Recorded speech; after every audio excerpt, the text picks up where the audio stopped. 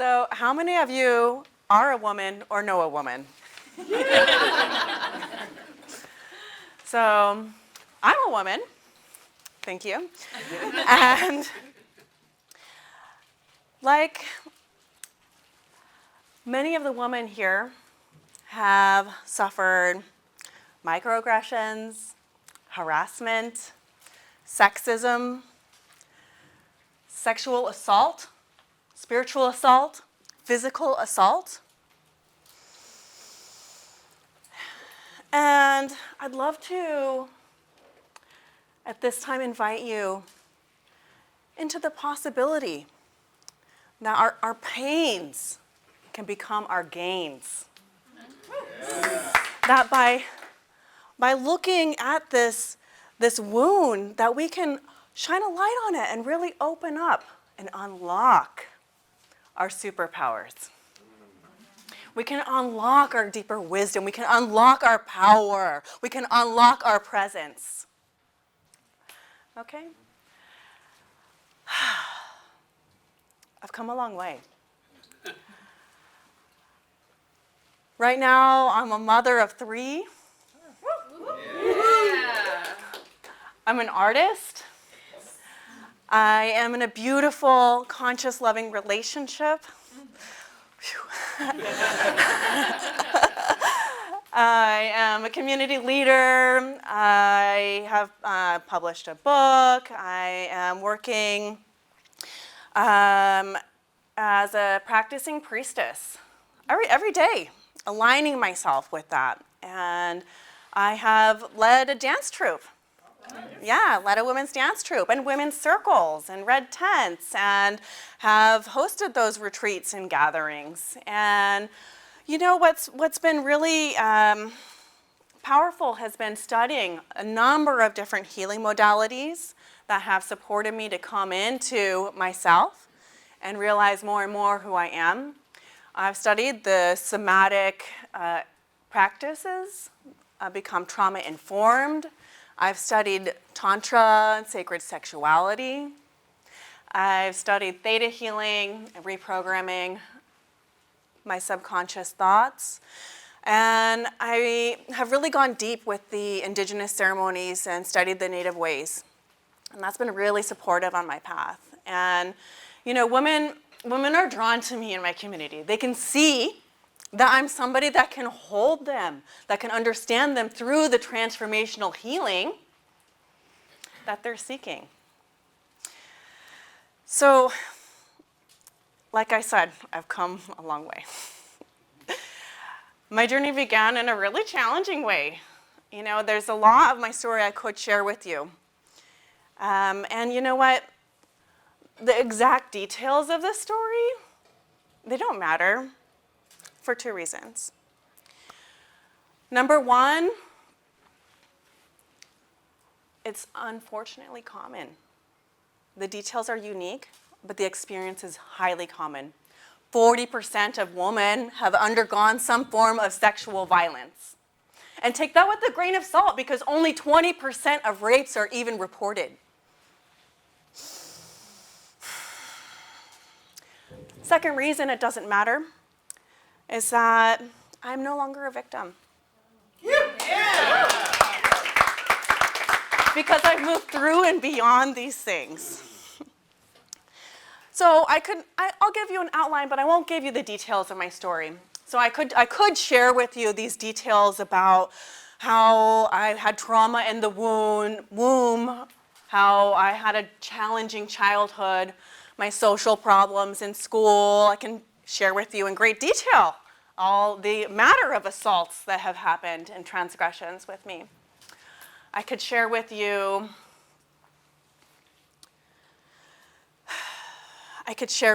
the way that I craved the sweet release of death. I could share with you the way that my attempts were thwarted and I wasn't allowed to die.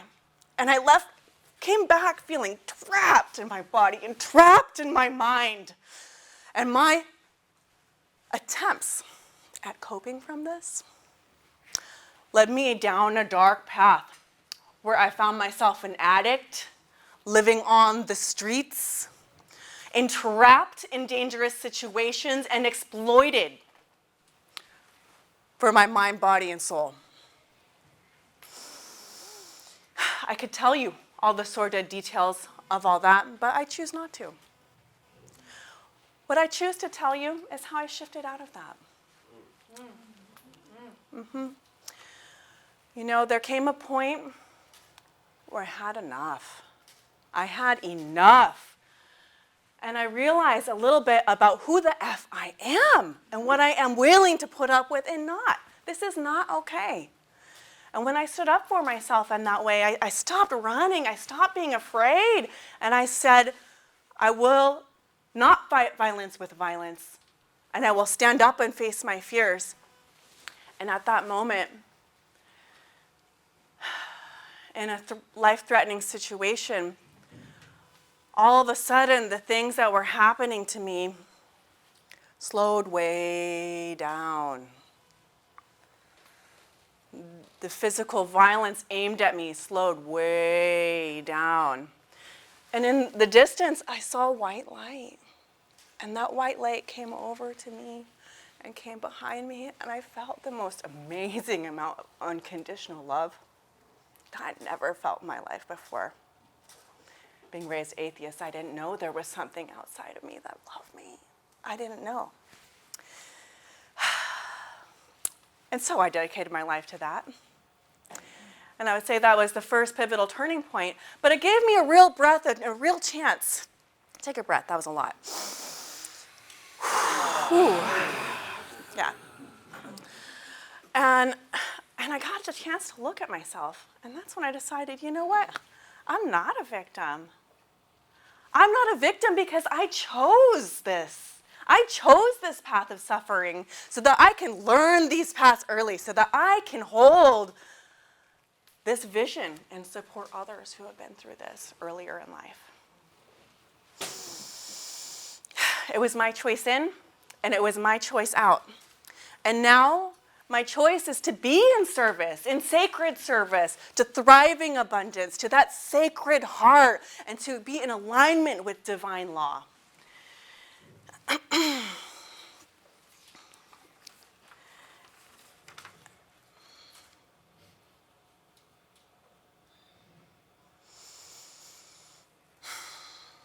You know, there's a saying that the wound is where the light comes in. And that's certainly been the case for me. It allowed the light of the divine to shine upon my life. And I'm so grateful for that because it really unlocked for me a lot of power and understanding of who I am. It's certainly been the case for me. And so what you'll find if you're a woman, if you've experienced any of these things, or if you're a man as well, if you've experienced any type of transgression, microaggression, macroaggression, that if you can look at your wound, really examine it, if you can open it up, realize that you have the opportunity to heal. You can have the audacity to heal and to really discover who the F you are and what are your superpowers.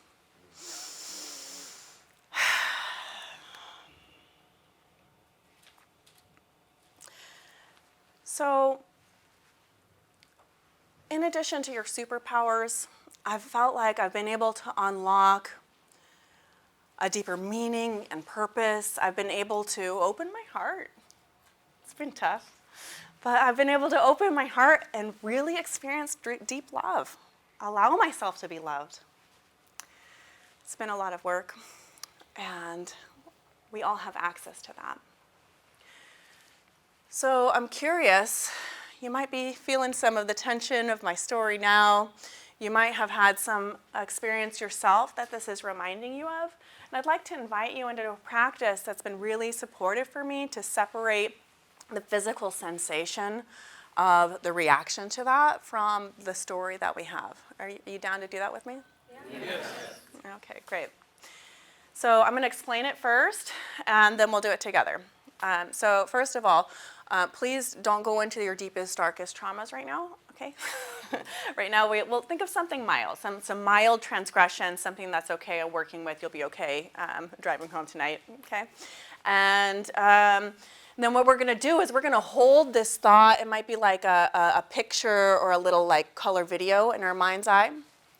And we're going to hold it, and then we're going to hold our breath, like take a deep breath, hold it, and squeeze all of our muscles. Squeezing all those muscles. And then we're going to breathe out, and as we breathe out, we're going to witness the color leaching out of that scene. Everyone understand that? Okay, great. So everyone exhaling together. Taking a deep inhale.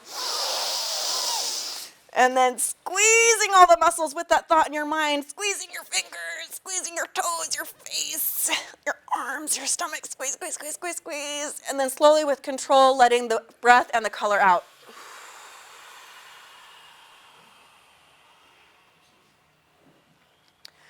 Let's do it a couple more times. Taking a deep breath in.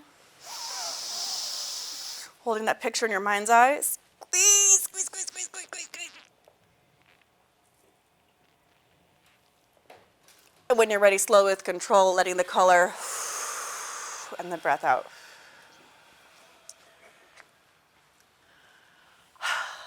Last time. Taking a deep breath. Holding that picture and squeezing all those muscles.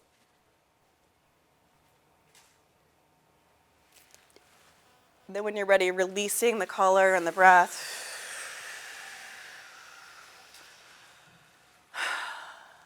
Take a moment to notice how your body is feeling now.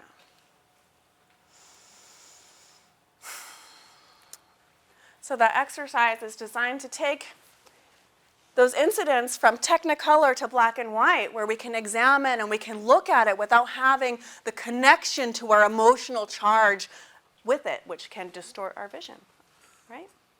Okay. So my wish for you, and anyone who is moving through their wound in this world, anyone who is in pain, is suffering, is unable to love and be loved, that you open to the possibility that your pain is your gain. And this can be your superpower, that you can unlock so many layers of deep wisdom, compassion, healing, and abundance. I'm Rose Amaru, at your service.